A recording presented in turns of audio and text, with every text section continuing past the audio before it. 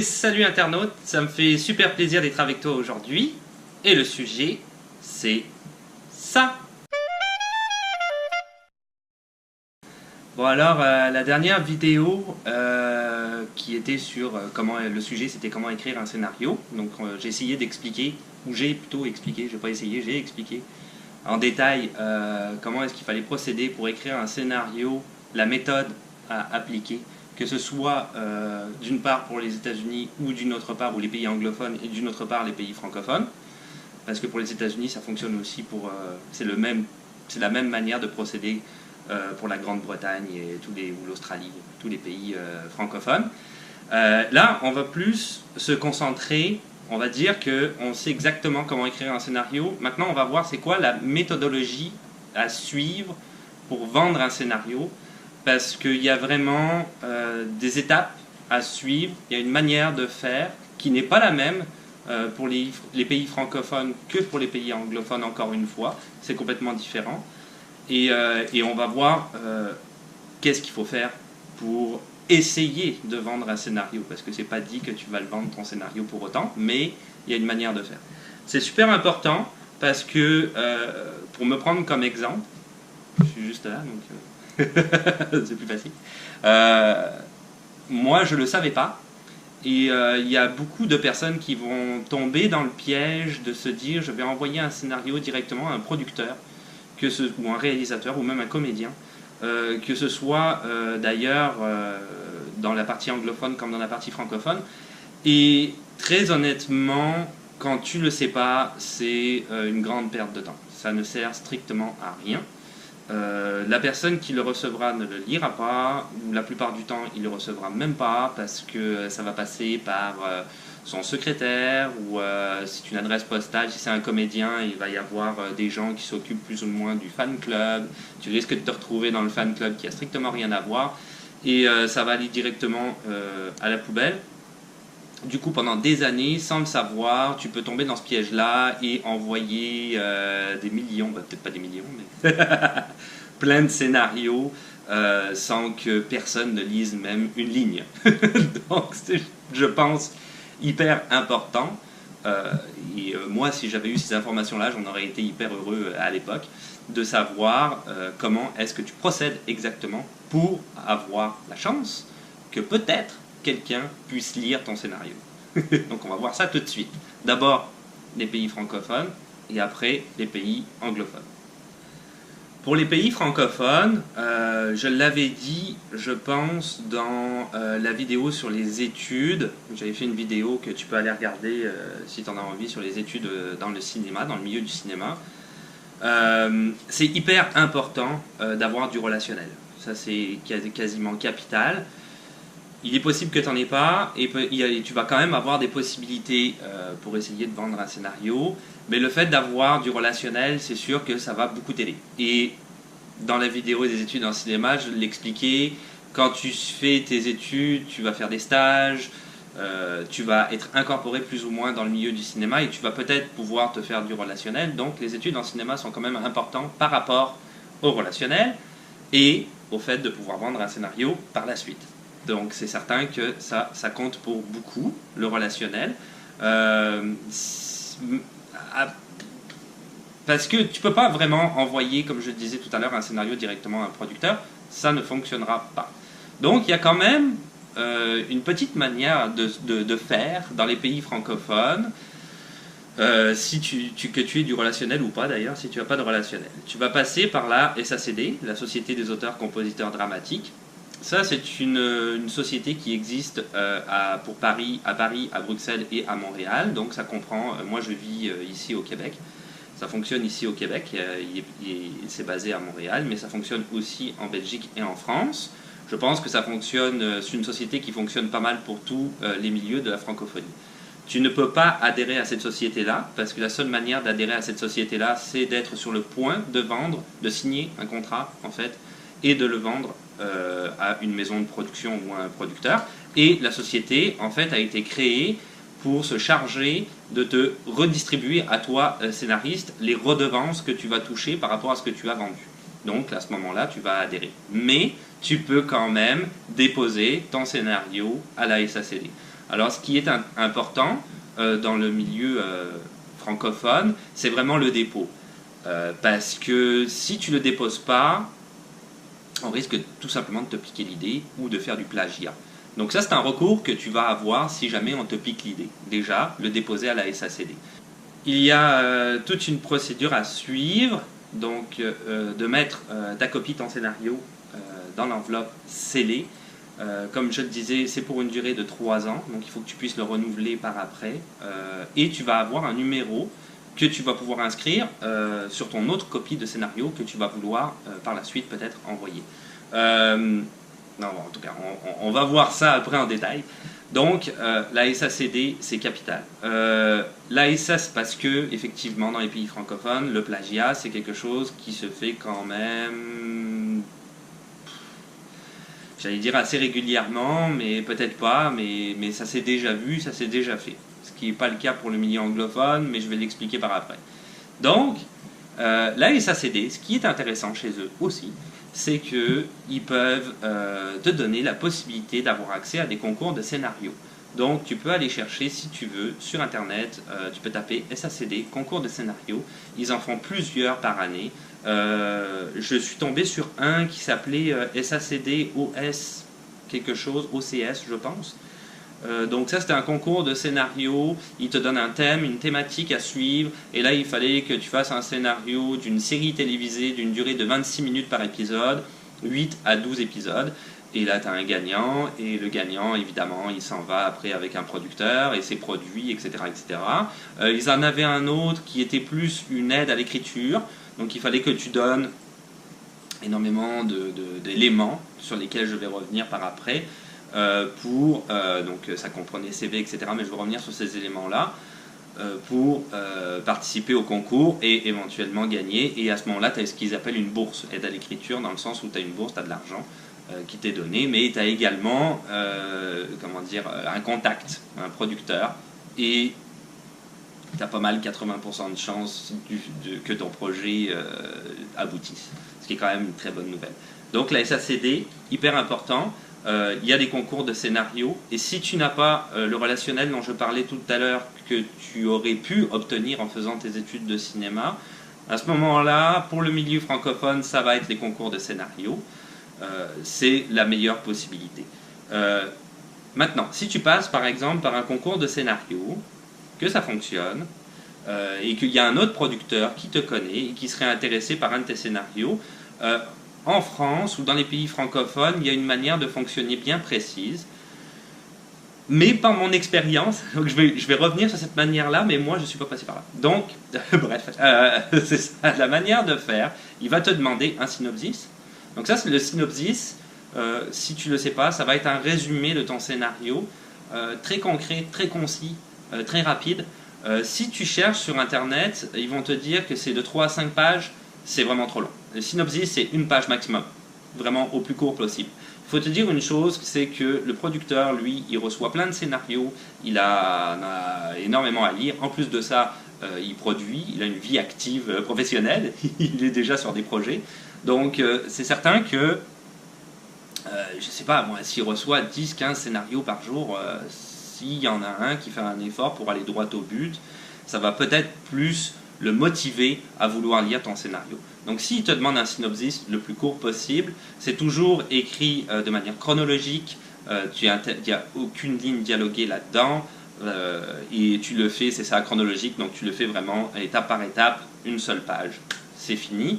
Le traitement, la même chose, j'ai lu sur internet, 15 à 20 pages, 5 pages maximum, vraiment le plus court possible, ce que tu peux. C'est une sorte de synopsis amélioré, toujours pareil, écrit en style littéraire.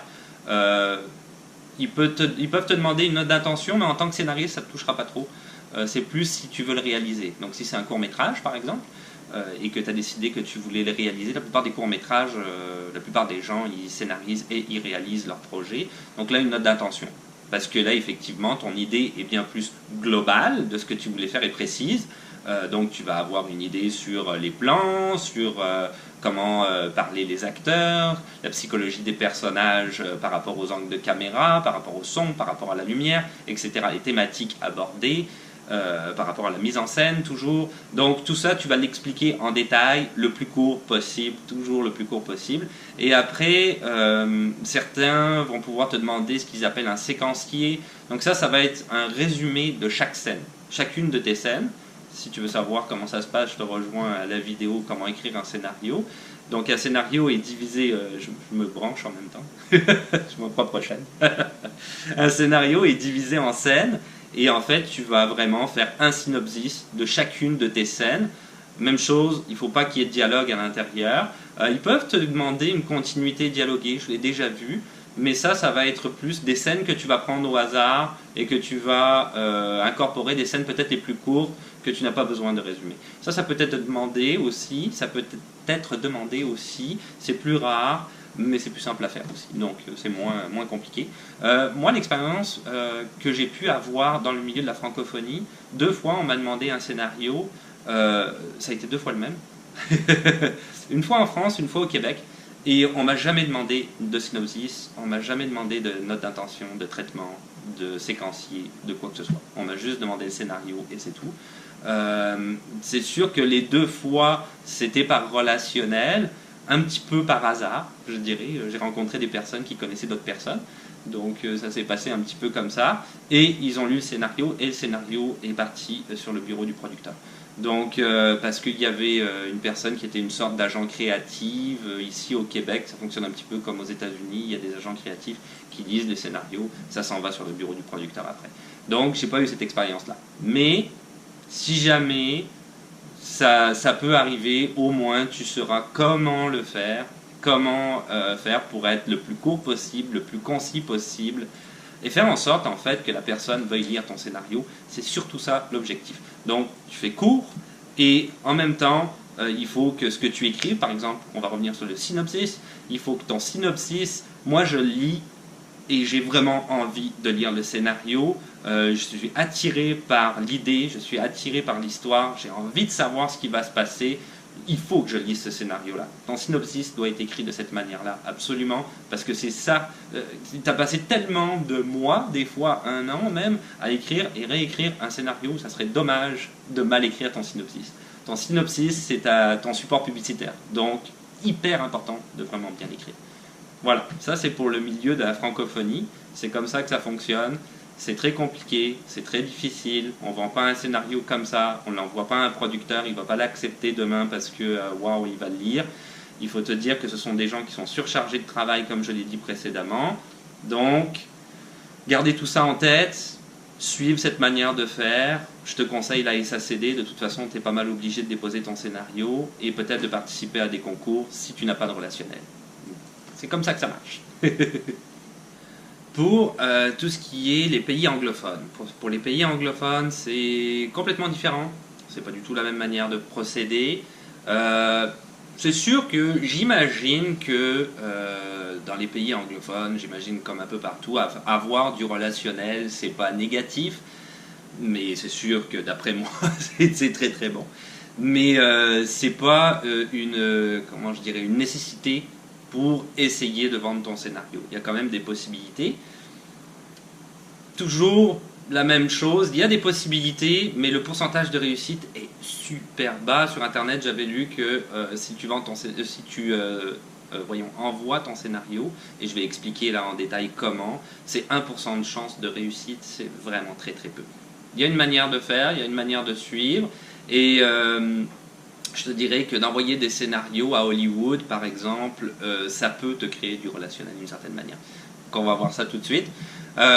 Pour la manière de faire chez eux, le dépôt. Donc c'est certain que pour les francophones, je l'avais dit, tu le déposes à la SACD pour éviter le plagiat. À Hollywood, ça fonctionne pas vraiment comme ça. Oui, bien sûr, il y a eu des histoires de gens qui se sont fait piquer des scénarios. Récemment, ma conjointe, elle m'en avait parlé pour The Matrix, des frères Wachowski qui avaient piqué l'idée à une madame, et que cette madame-là en question a gagné finalement son procès et est multimillionnaire à l'heure actuelle.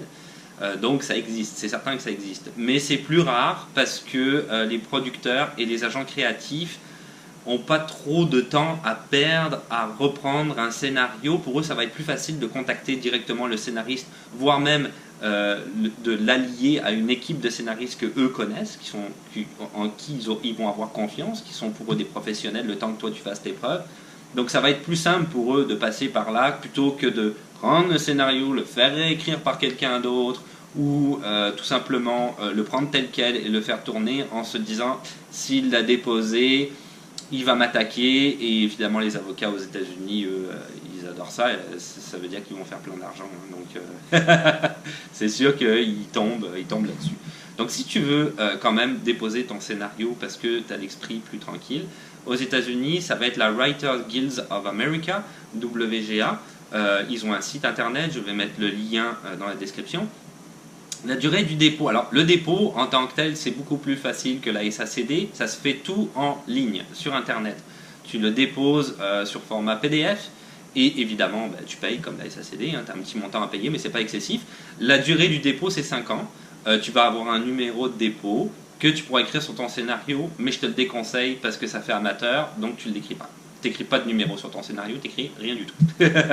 Mais si jamais on copiait ton scénario, et ben à ce moment-là, tu pourras appeler ou contacter la Writers Guild of America, et eux, ils ont des avocats qui vont attaquer la maison de production, et toi, tu vas faire de l'argent, et les avocats aussi. Mais tu n'auras peut-être pas de carnet. Donc, c'est ça. Mais moi, je déposais un peu au début, après je déposais plus.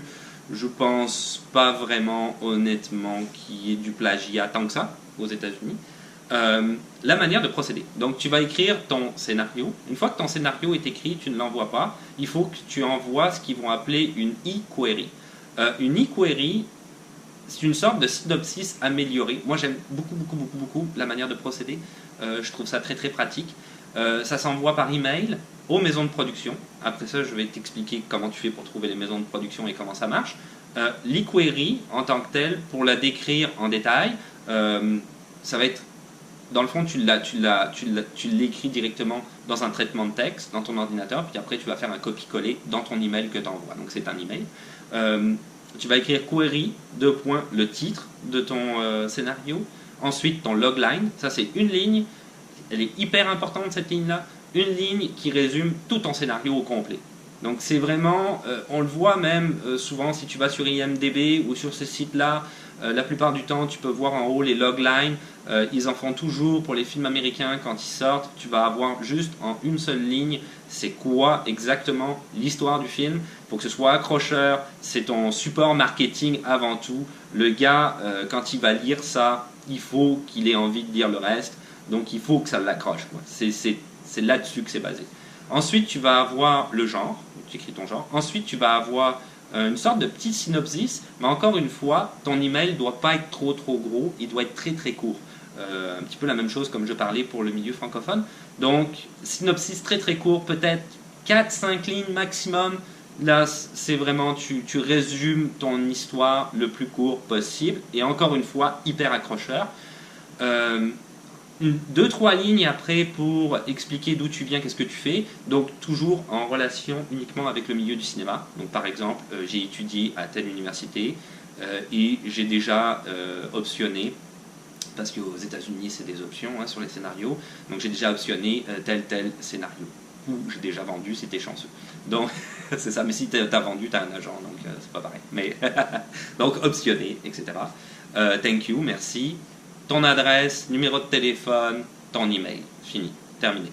Tu envoies ça au producteur et là t'attends. Et si le producteur te répond et il dit qu'il est très intéressé à l'e-query que tu as envoyé, la plupart du temps il va te demander un scénario.